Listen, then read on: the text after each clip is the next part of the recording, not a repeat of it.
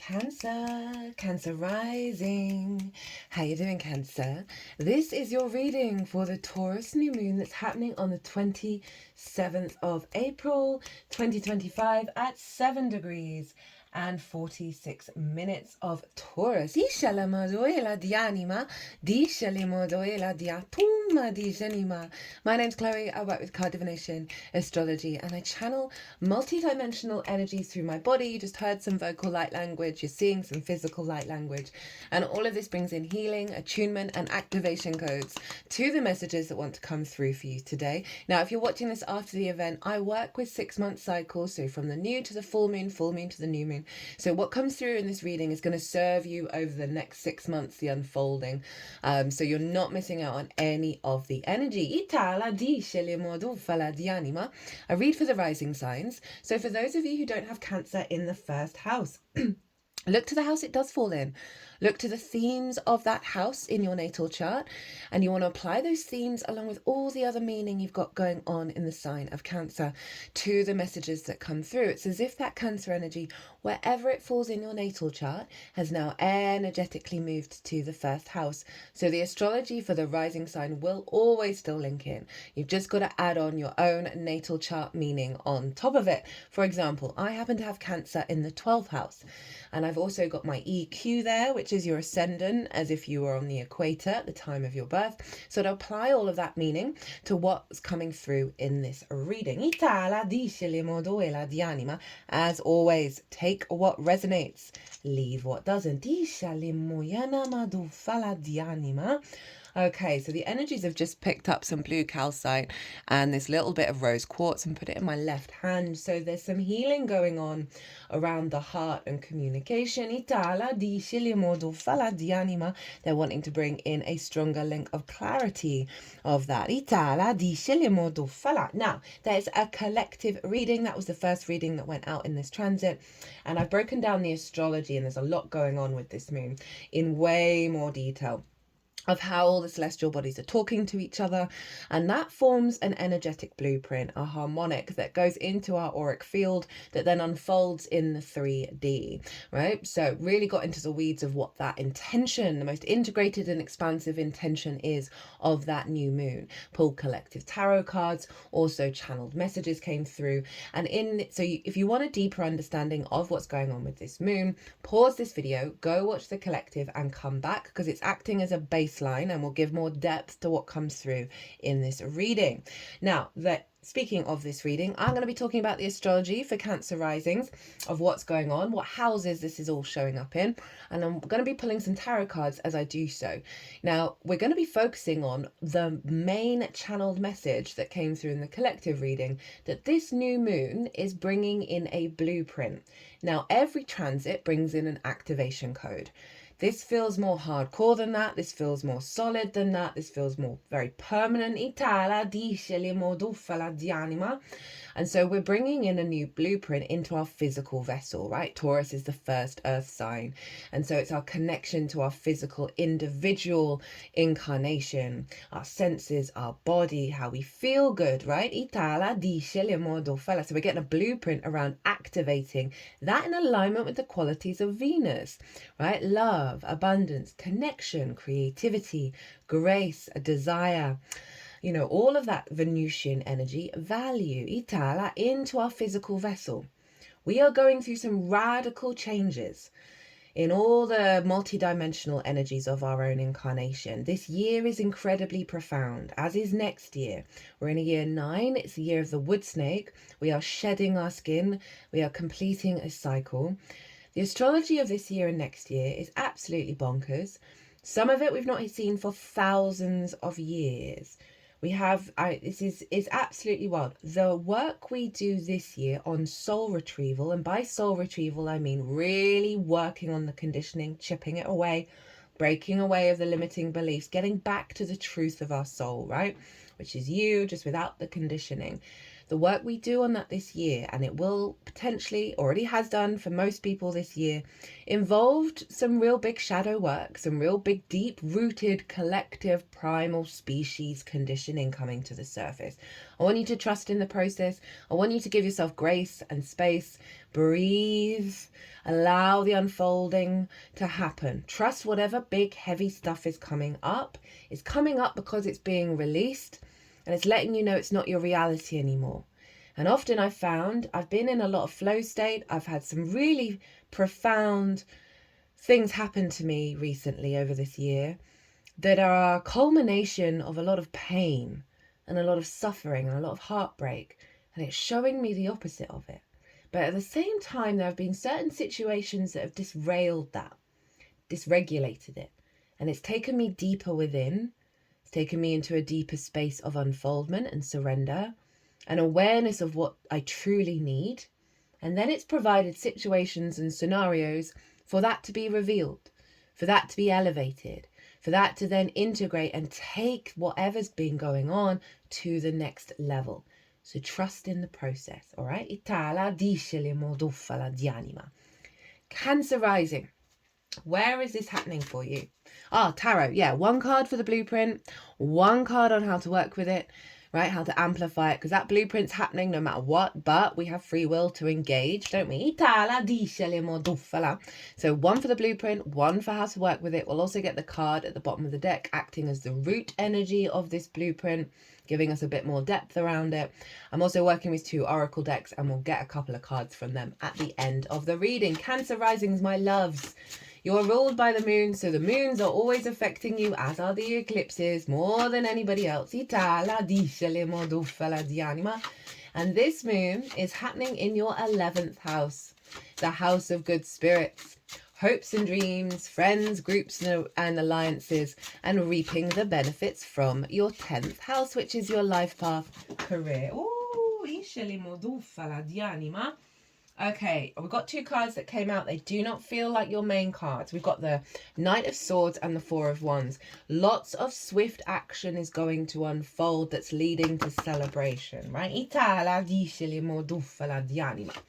So this new moon is here, and the moon is exalted in Taurus. That means all the qualities of the moon are raised up high. How do we give and receive nourishment, right? How do we, whether our needs are being met or not, our emotional body, our intuition, all of these are being raised up high, really elevated. Which is why there's quite a significance with this blueprint, as is some of the other astrology, which I'll get to. So you've got a new cycle here around how you connect to your good spirits. Now, of all the cardinal signs, all the houses that are being activated are linked into a deeper wound around reciprocity and being able to receive, often stemming from a lack of value at our core. And that this new blueprint that's coming in is allowing you to tap into the abundant, feel-good nature of the universe, of the love dynamic of Venus. That's allowing you to really unfold those hopes and dreams at a higher magnitude. Be able to receive the stages of those dreams manifesting rather than rejecting them or feeling you don't deserve them, right? This is really allowing you to get into your body and feel your way through the unfolding of your dreams manifesting. This is also bringing in a new connection of reciprocity around friends, groups, and alliances. Connecting to soul family, connecting to yourself at a deeper level when you are in these environments and feeling very powerful in your energy. Very so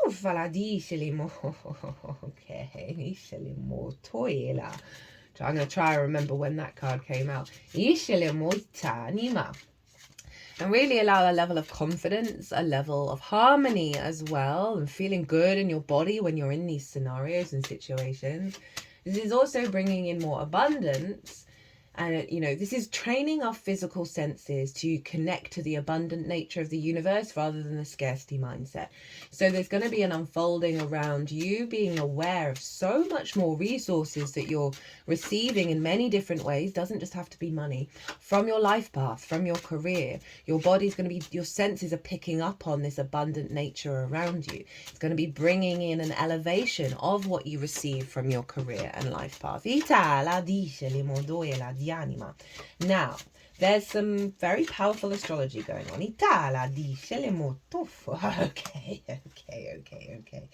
Okay. Now we've got one card. We've got an extra card because it was winking at me. I scegli modo fala di anima. Okay, so Mars is over in Cancer, squaring this moon. Mars is in your second house of your resources, your skills and your tools of how you manifest and bring in regular income, right? It's your regular resources. It's the things that you value, and most importantly, how you value yourself. Now, when we don't value ourselves truly, madly, deeply, unconditionally, we can then place value in things that distort that sense of value. We can struggle to elevate our skills and tools and our manifestation ability because of that. We can struggle to receive more regular income because of not valuing ourselves. Now, Mars is there. Mars is very independent. It's our personal power up, right? It's how we build in the world. It's our motivation. These cards, ooh, are coming in thick and fast. How we manifest in the 3D world. It's our drive, our get up and go. So being in the second house, this is really powerful. Your actions, your desire to take action and build is coming from elevating your skills and tools, the desire to dedicate to your sense of value and take action around that. Now Pluto is opposite Mars, and Pluto is squaring the moon in the sign of Aquarius. And that is in the outside world's resources. This is this can be bonuses and commissions, right? So one-off resources, also inheritance, both 3D and cosmic inheritance, as well as working with the resources of the outside world, such as a mortgage or a loan, or maybe there's a project and none of the stuff is yours, but you're working on it, right? Right? So it's also relationship dynamics. It's the exchange between you and anything other than yourself. Time, money, energy, intimacy, ideas, right? The give and receive of it all, right? We can have scarcity complexes here, codependency, hyper-independence, greed. These are when they're out of balance in the sense of the exchange between you and anything other than yourself. It's also your relationship dynamic with Source. It's a very psychic house. It's also the resources of Source. Pluto's there, recalibrating your relationship dynamics, transforming you back to your universal frequency in alignment with Aquarius, the egalitarian future thinking energy, the archetypal core frequency of the universe. Pluto's about your rooted power, right? Your magnetism. It can also be about control and possession because it highlights things that are not neutral because it is inherently neutral. Pluto opposite Mars, squaring this moon. Oppositions and squares are hard aspects. They bring challenges.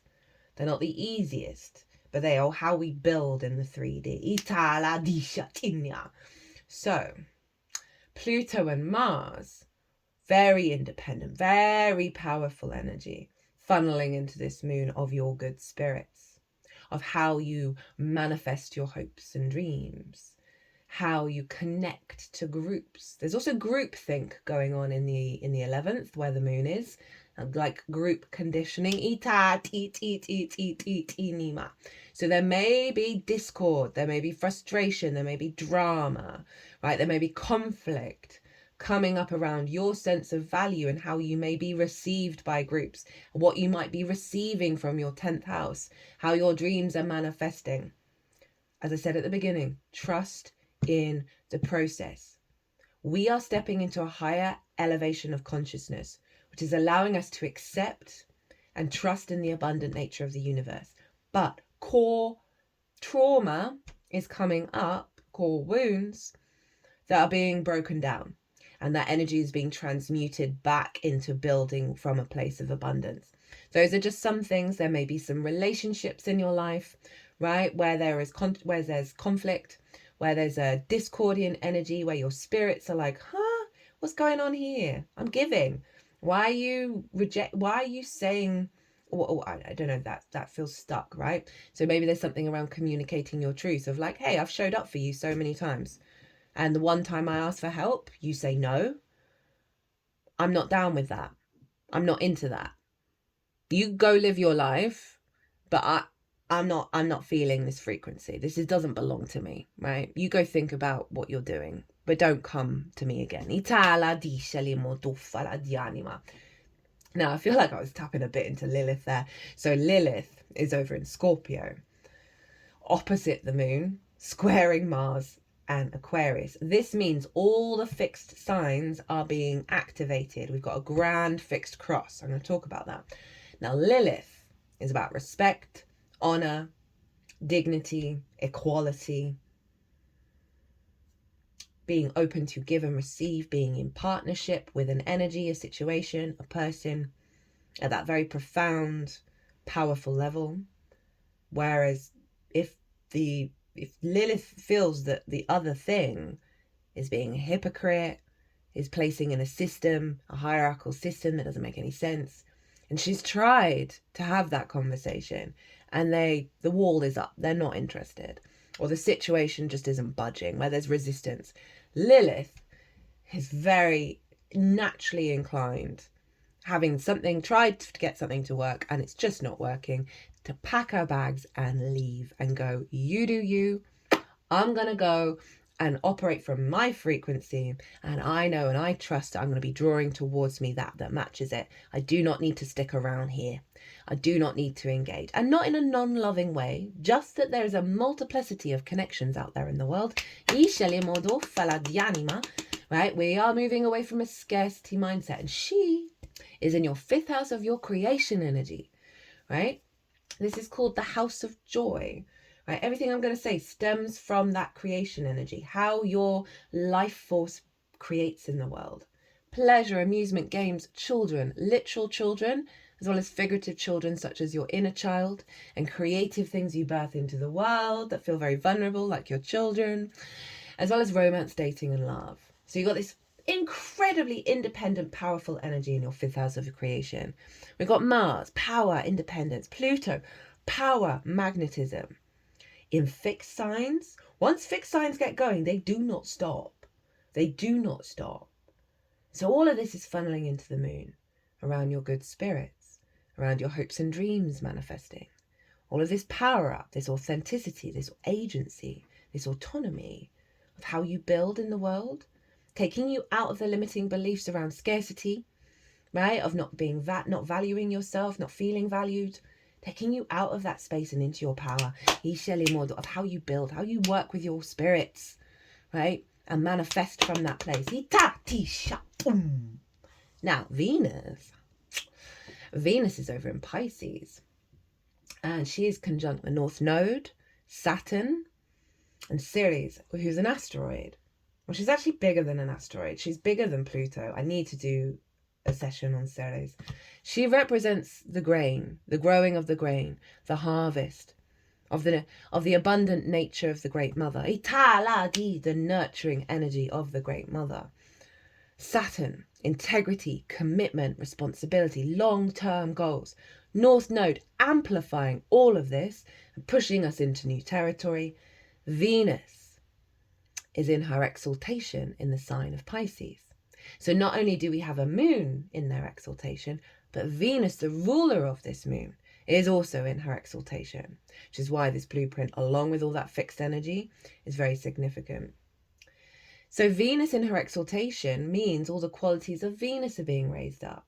She moves from that individual love and desire to the universal, unconditional love of Source. And this is what's being embedded in our emotional body and feeding into our physical vessel. Right? The non-rational synchronistic magic of Pisces, that everything is connected, everything is love. And where do you have Pisces? Oh, your 9th house of perspectives. How you map yourself out in the world, your morals, your ethics, your philosophies, your connection to book, religion, source, nature, science, all of those matrices that are bigger than you that you're figuring out. And you're figuring out, okay, well, what's my matrix? What bit do I want to take here? How do I want to build my matrix? Matrix is not a bad word. It really annoys me that everyone thinks it's a bad word. It's not a bad word. Everything's a cage. It's part of the process. We wouldn't exist without it. Oh, getting a bit angry there. It is about mastering of something, elevating, right? So you have this pile up in your perspectives of divine universal love, feeding into your good spirits, feeding and how you manifest, how you connect to others in bigger groups, how you, a reorientation of interconnectedness, of not being in a scarcity. If you're not getting what you think you deserve from your 10th house, right? Say someone else got the pay rise every time. That programs us into scarcity. This Piscean energy, non-rational, miracles appearing. Except that they're not miracles because everything's connected.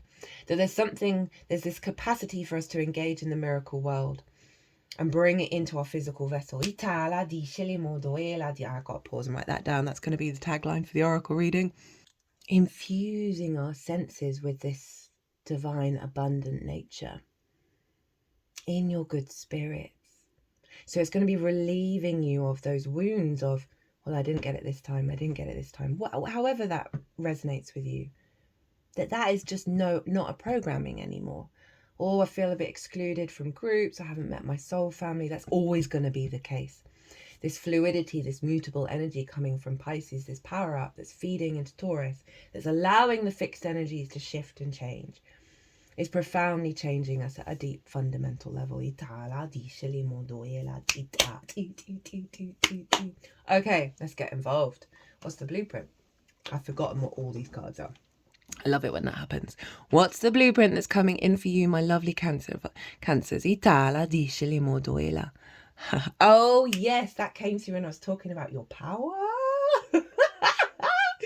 To manifest those hopes and dreams, to say in terms of your career, you want to connect to bigger groups, manifest that, manifesting resources, benefits, what you're reaping from your 10th, manifesting your good spirits at such a profound level, as within so without, a deep recalibration of you knowing everything within you and everything around you is a resource to manifest in its purest form.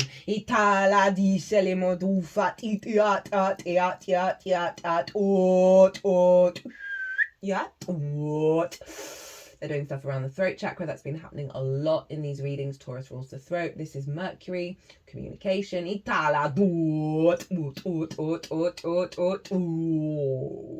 happen to have Mercury, which is this card, up in your 10th house of life path, of career. Cancer.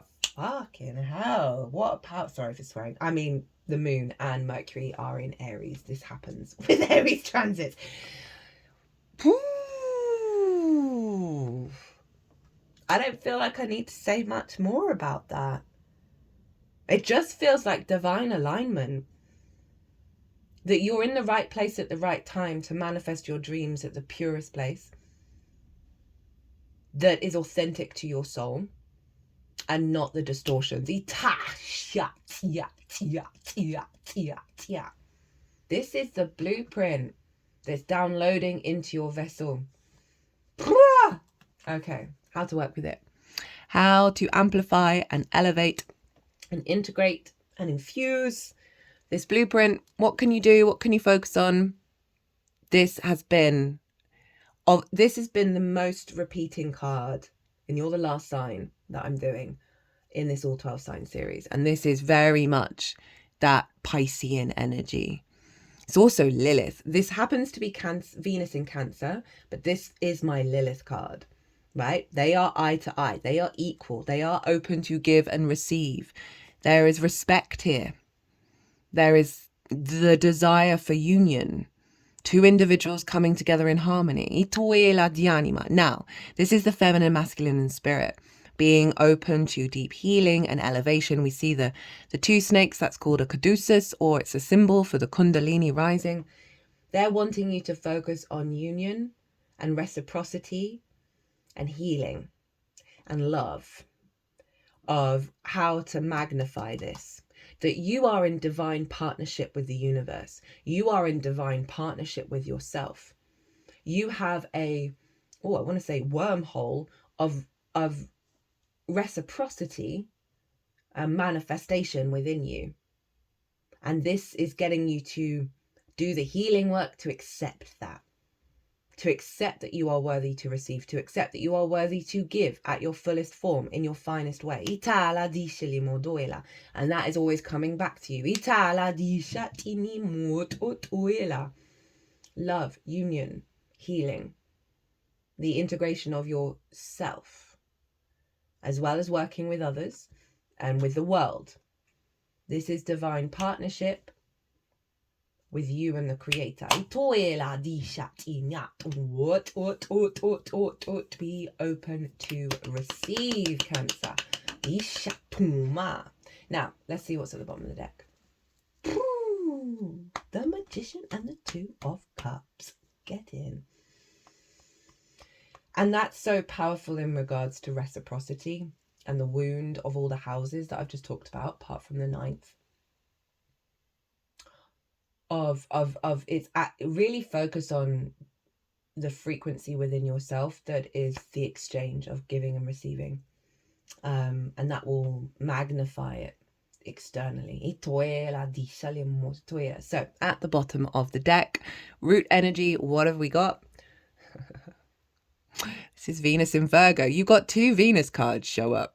So love this. Love this for the 11th of manifestation of your hopes and dreams, right? The sense of sovereignty of self.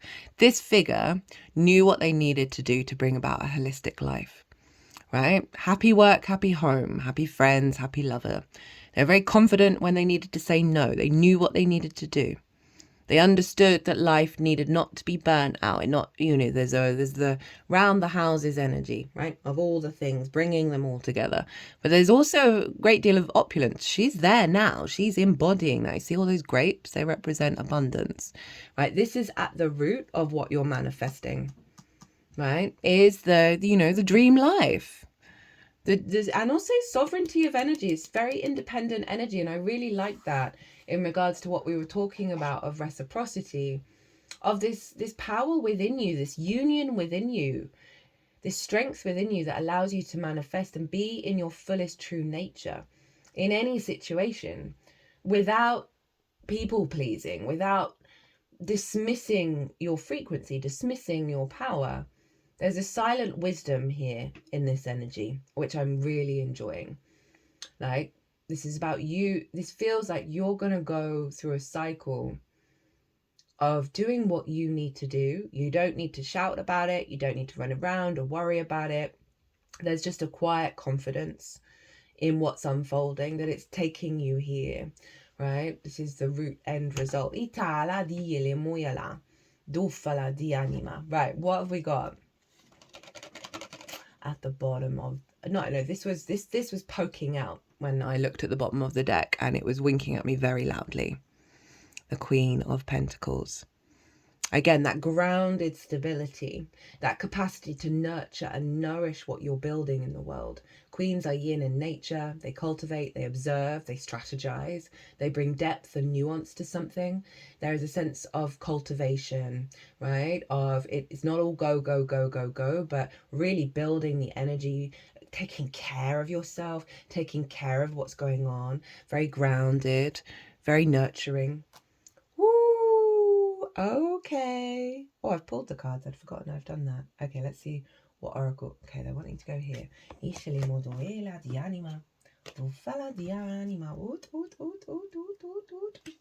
So, from the Keepers of the Light. Look at that. Look at that powerhouse of a spread. I love how this earth energy, because Taurus is of the earth, is at the root, right? Of really trusting in the abundant nature around you and your capacity to cultivate that and make the right decisions.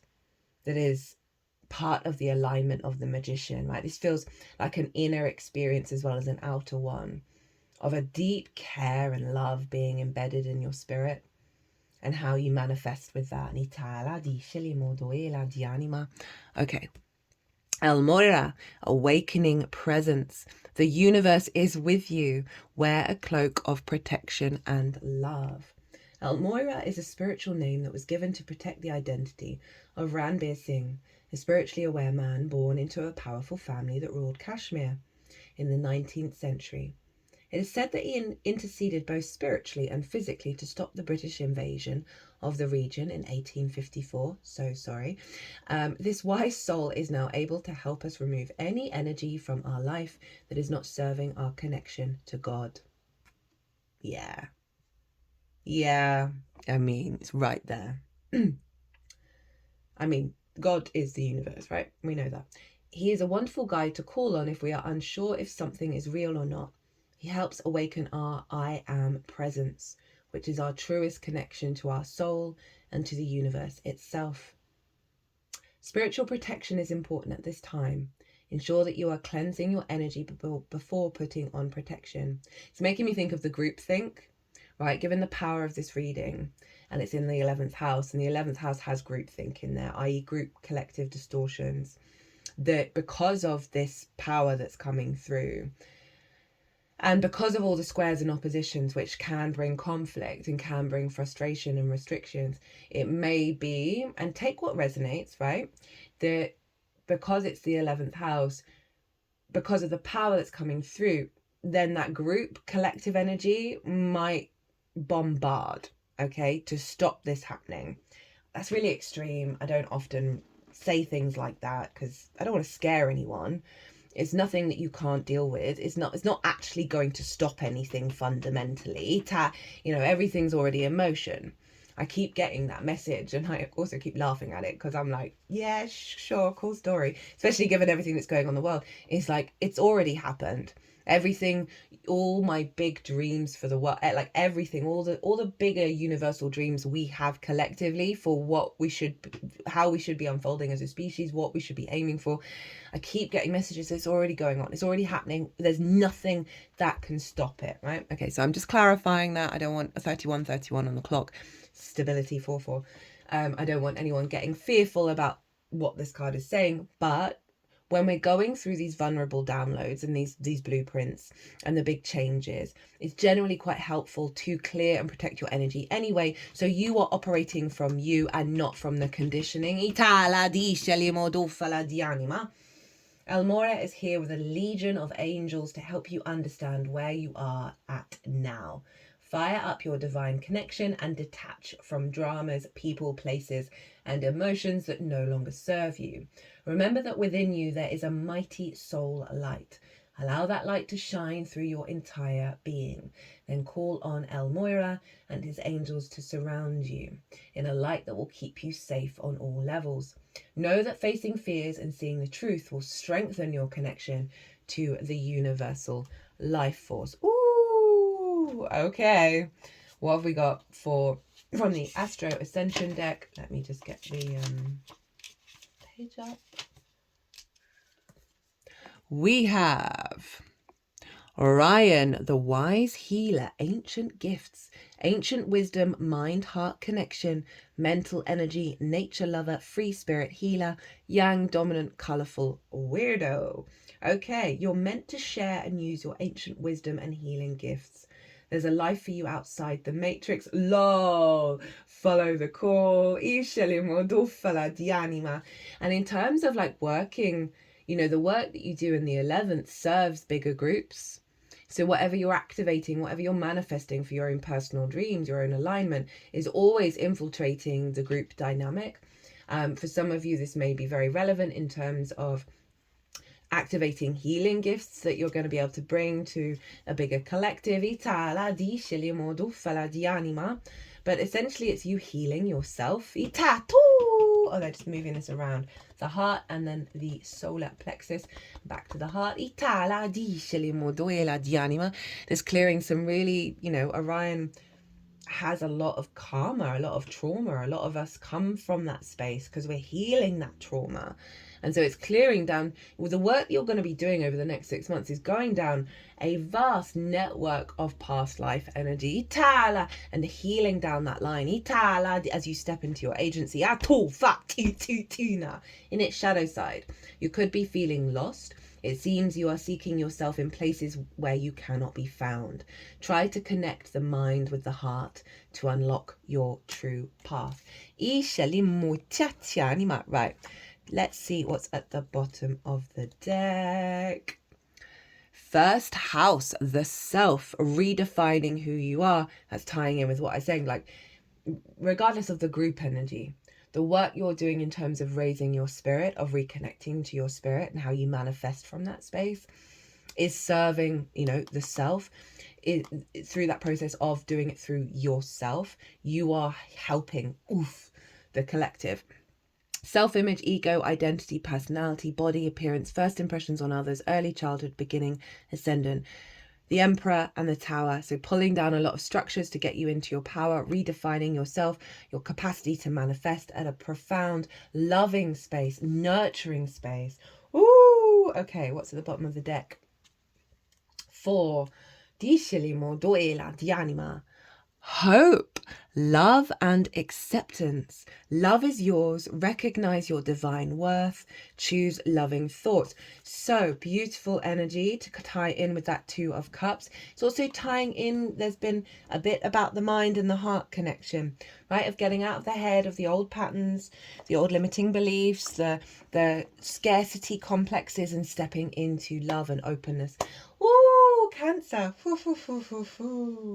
What a reading to end on. My loves, I hope you enjoyed this. Hope you resonated. It's an honour and a privilege to read for you, as always.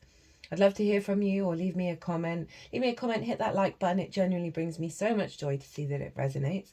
If you want a personal reading, my website is everywhere, or you can email me directly. But other than that, Cancer, be good to yourselves. Be good to those around you. Safe travels and be well until we meet again.